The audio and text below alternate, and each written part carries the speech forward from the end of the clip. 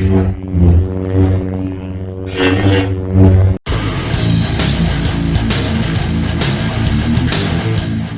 going on, all you Marvel Maniacs out there? Phat Samurai Guy is here with Lady Phatblood, and we just finished watching the very first episode of The Falcon and the Winter Soldier. This is how you open up a show. This first episode is really good.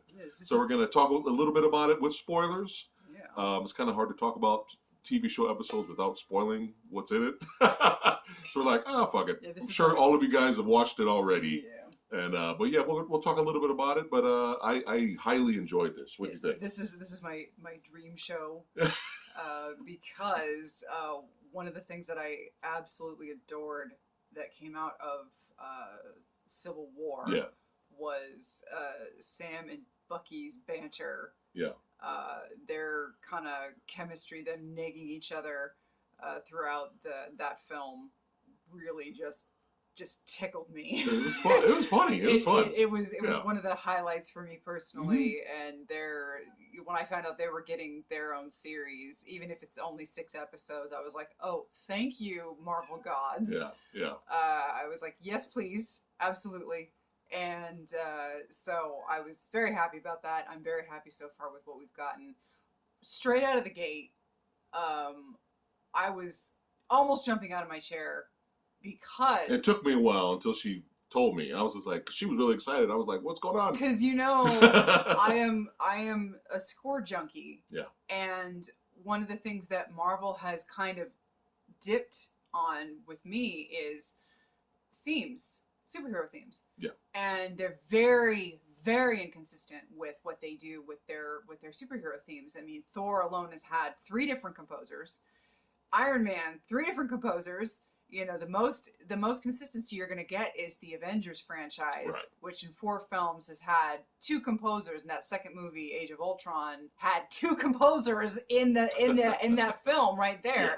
So technically, it's had 3 composers, which 2 of them were in 1 film.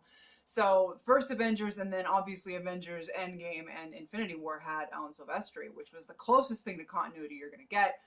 And so one of the things that I loved about Captain America, Winter Soldier, and Civil War was Henry Jackman came in and he gave Cap a more modernized theme, even though Alan Silvestri did a really good job giving Cap a very old-fashioned 40s theme, which is very fitting. Especially in the Winter Soldier, we got 3 very clear themes with Sam, Winter Soldier, and Captain America, and we hear all of these themes in this show. And I was so excited because I'm like, oh my God, they brought Henry Jackman back for this show. And I was like, almost jumping up and down. And he's like, what's the matter? I'm like,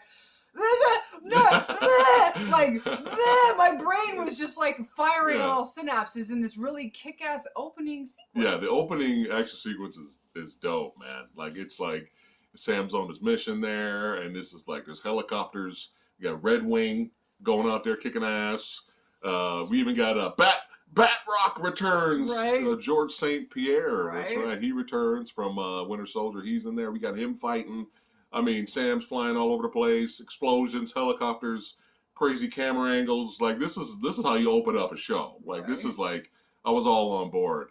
But yeah, once you pointed out that was Sam's theme, I was like, I was like, oh yeah, that is his theme. But I did not forget Winter Soldier's theme. When I heard that, I was like, oh shit! Because Winter Soldier's theme is you know, when you hear his theme, people won't think that's a theme because it's not a da da da da da. Yeah. Doodle doodle doodle. It's not one of those, right? Yeah. But it's his theme song. But when you hear it, it's so fitting for his character from you know, Captain America Winter Soldier, because it's eerie. Mm-hmm. You know, it's eerie. You know, it's great. I love it's very unsettling. Yes, it's perfect for the character.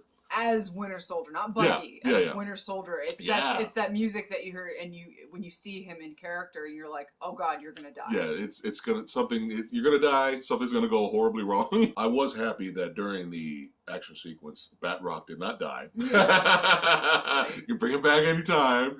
Right. But after the mission has been completed, you have this scene where Sam's repairing Red Wing, and he's talking to his military buddy. What was his name? Torres. Torres, and Torres is, you know, he's on his own recon mission, and he's he's seeing the symbol of like a handprint around, and he's saying this is a new group that's coming out called the Flag Smashers. Mm-hmm. And Sam was even joking, well, bad guys still can't come up with good names, or Right. still got bad names, right?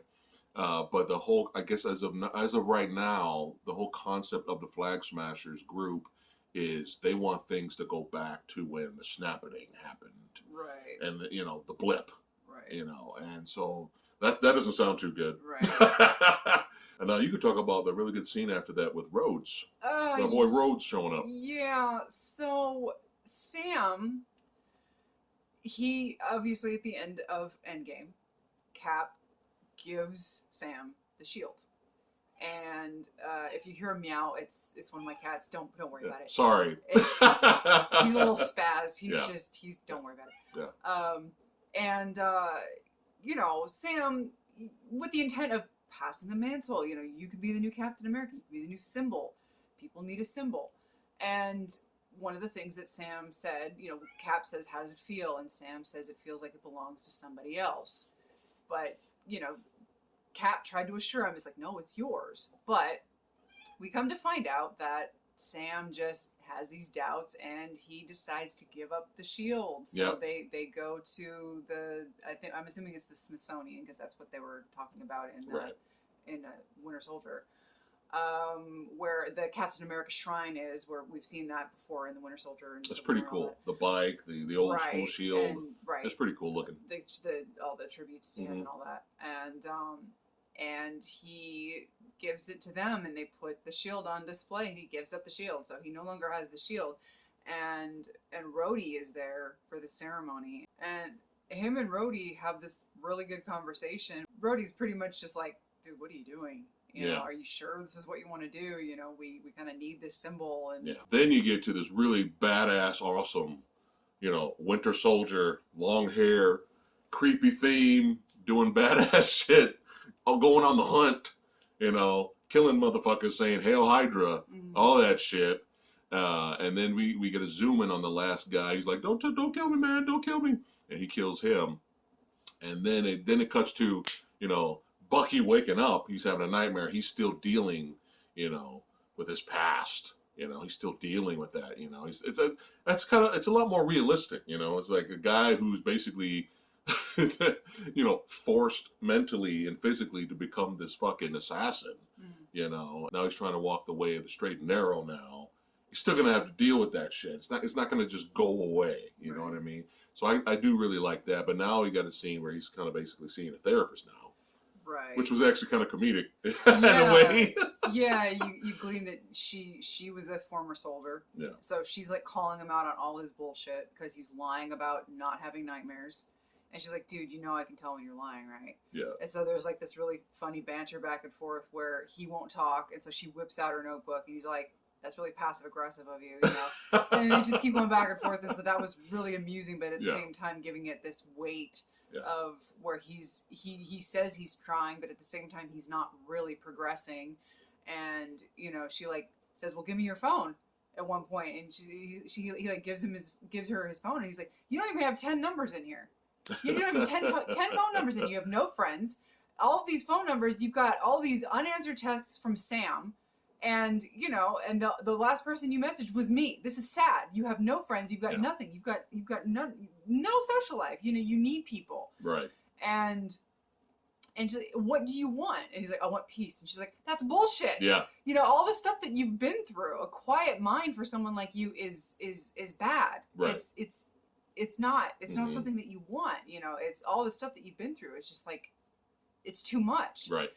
And you find out that he's got this list of trying to make amends for all the stuff that he's done. Got his booklet, a whole bunch of names. Right. And that comes into play later in a really messed up way. And then we have these moments throughout the episode where you see Sam, visiting his family, his sister, and, while he's been off all these years fighting monsters and criminals and all this stuff, the family's kind of been suffering. Also, the parents have passed away. The sister's she's a widow. She's got 2 kids. She's been suffering. She's been working. It's been hard times, you know, trying to keep the family business afloat. Also, he's been gone for 5 years. Right. That's a recurring theme, is that this takes place after Endgame and Infinity War, where this just a few months after everybody's come back. Right. They keep hitting that beat that, you know. Yeah. People just came back. Billions of people just came back one day. Right. So that's a reoccurring thing. Right. That's said. Right. No, copy that. But it's interesting, that whole dynamic, because, you know, he's trying to help his sister out. He's trying to get, you know, the family alone, all that stuff. You know, trying to get business back on track. And he's even helping her deliver food and all this stuff. You know, hard times, right? Got to work, right? But it was interesting to see that, because it kind of keeps things grounded. Mm-hmm. You know, that's one of the things that people they love about Spider-Man. You know, is that, you know, he's a hero, but he still got to deliver pizzas. He still got to go to school. You know what I mean? So it's interesting to see that dynamic of superheroes, heroes in general, still having to deal with real world problems. There's a lot of character in the Marvel comics that kind of go through this, which is very interesting to see. Because when was the last time we really seen this? It's kind of been end of the world stuff. So it's nice to see this. I don't know where they're going with this. But, you know, we'll see where it goes. But it's interesting. So earlier, after the therapist scene with Bucky, he comes up to this old Japanese guy named Yori, and he's arguing with this young kid throwing garbage in his trash can. And Bucky seems really friendly with this Japanese dude, and we're like, what? I thought Bucky didn't have any friends, and we're like, well, that's a little strange. And he seems like really, really friendly with this guy. So Bucky and the old guy are in this restaurant, or kind of, it's small little bar, sushi right? dive. Yeah. And they're having a drink and getting a chow down on some sushi. And there's this young girl behind the counter, and they're like, Bucky and Yordi are like, kind of like bantering a little bit, and the old guy's like setting Bucky up with the young girl. That's funny. And Bucky's like, what are you doing? There's like a dance to this. He's like, I've been dancing since 1940 something. Yeah. And it's like, well, that seems really cute. Yeah. And then the old guy pulls a Miyagi from the first Karate Kid, and you're like, oh my God, shit gets real. And he's like, I had a son once, he loved green mochi balls. And he went overseas one day and he died, and the police said it was just the wrong place, wrong time. And then Bucky gets this like look on his face, and the Winter Soldier themes plays, and you remember this flashback that he had to where he was Winter Soldier and he killed this young Japanese kid who was like, don't kill me, I didn't see anything. And you realize, oh shit, that was fucked Bucky killed this guy's son. And so later, when he goes on this little date, which is just, he's playing Battleship with this girl. And really? Okay, they're playing Battleship, fine. Socially awkward, which was funny. Okay, fine. Because it's him, So he's playing Battleship with this girl, and you kind of realize that he's friends with this Japanese guy because he's on the list. Right. So try to make amends list. The whole thing was, it's like, and it's like, oh damn, Bucky, that's kind of fucked up. It's sad. It's like, damn, this whole, it's like, it's like, it seemed like this really cute little relationship, but no, he's really guilty. It's like, oh, that just like, just crushed me just to see that. All in the first episode. Yeah. But it was socially awkward date, and the more questions she asked him, the more, she was trying to get more personal. It was just getting weird, and he just gets up and walks out. He goes and visits the old man in his apartment. He pays him back for lunch, and it's a very emotional scene because he looks through the apartment and you see the shrine of his son in the back, the old man's son, and Bucky's just crushed. He's hurting, and he walks away. And again, very interesting seeing this, after Endgame, after the end of the world, the end of the galaxy, scenario. It's nice to see things get a little back to grounded status. So Torres was originally supposed to just do his reconnaissance online, but shit happens, and so he goes to the streets pretty much and finds himself in the midst of a flag smasher meet and greet, more or less. Yeah. And this whole giant group of people are like congregating on the streets, and this one dude shows up and starts passing out all these masks with his hand on the face, and they all just start kind of running amok, and this one dude shows up and just kind of like starts fucking up Torres, and Torres gets his ass beat. And you could tell he's got abilities. Yeah. He kind of like jumps out of like the second, like it's like a second story kind of, and he just like, nope, superhero land, you know, like nothing. And so Torres reports back to Sam, we got a problem. This isn't, you know, we he kind of hints like, you think I don't know, was he trying to hint that maybe he's a super soldier? Is that what he was hinting? I wasn't sure what he was. Yeah. Because he didn't want to say it, but it was like, was he hinting super soldier, or I wasn't sure. It's kind of that's what I was thinking, but it's you never know what really Sam was hinting, but he kind of didn't say out loud, right? What he thinks that guy is, or who he is, or what, or who he could be, or whatnot. But he's like, just he's telling Torres, just keep doing what you're doing, just keep me in the loop, just talk to me. Don't let anybody else know about what's going on. Just talk to me. And then right after that, his sister comes storming in. Turn on, we got to look at this. She turns on the TV, and we have like a press conference.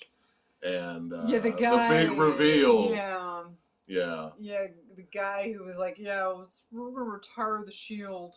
And, well, he took the shield. You did the right thing, Sam, by giving me the shield, and we're just going to put it in a nice glass case, and we're just going to put it in the Smithsonian for everybody to just come and look at it. Oh, nay. No. We had our own little plans for the shield.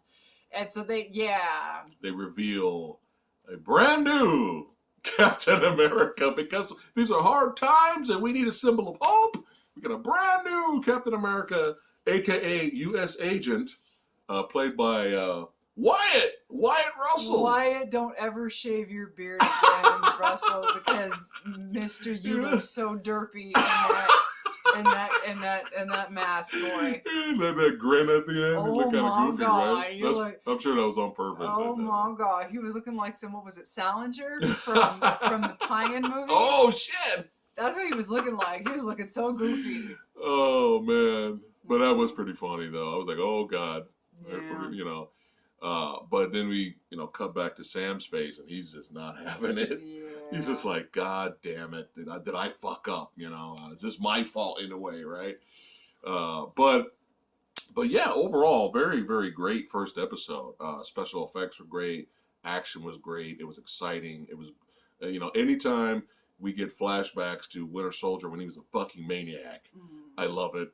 I can watch that all day. But seeing both of them deal with real world problems is very interesting, and I like to see more of that. I really do, and hopefully, we'll see with the next episode. Hopefully, what's going on with Sam's family, and if they're going to be able to make ends meet. And it's interesting when they went to get the loan and they got shut down by the guy who just wanted to take selfies with an Avenger. Yeah. Fuck that guy. I thought it was interesting how that was the first thing I thought of. When the guy who turned him down for the loan, he was like, "Well, where's your Stark money?"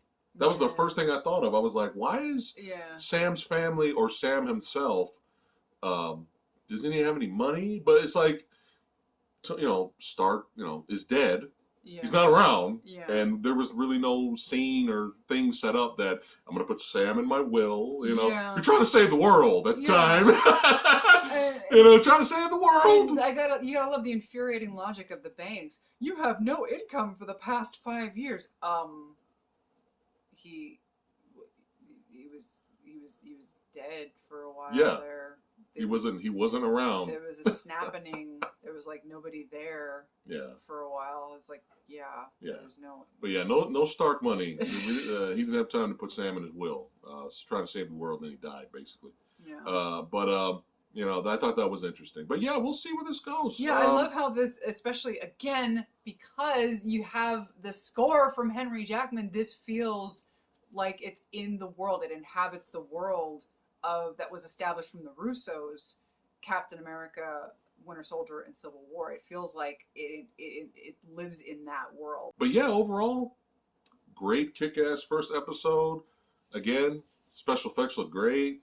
Action, well, wonderful score is back. I'm happy. She's happy. She's good to go. Some pretty good acting performances from our lead. We're just getting started. We're just getting started here, but I'm sure Marvel fans all over the world are probably more happy with this than WandaVision, probably. I know WandaVision was a hard sell, and even as much as I love WandaVision, I had it's issues. entertaining. I had issues by the end. Yeah, but I only had issues. I still loved it. Yeah, it was the WandaVision.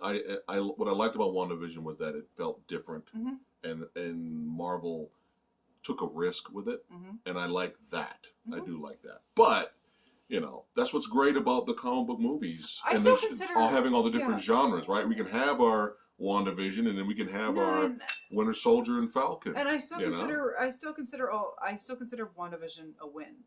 It wasn't. It's entertaining. I like it. It wasn't terrible. I think they did a huge misstep with Quicksilver. Evan Peters. That was dumb. That was bad. I don't care what the writer's intent was. That was terrible. Was really bad. That was pointless. There was no point in bringing him in if that was what you were going to do. Just for a boner joke. Yeah, there was no point. That was bad. You could have brought in. There's no defending that. No, you could have brought in any actor to portray him if that was what you were going to do with that.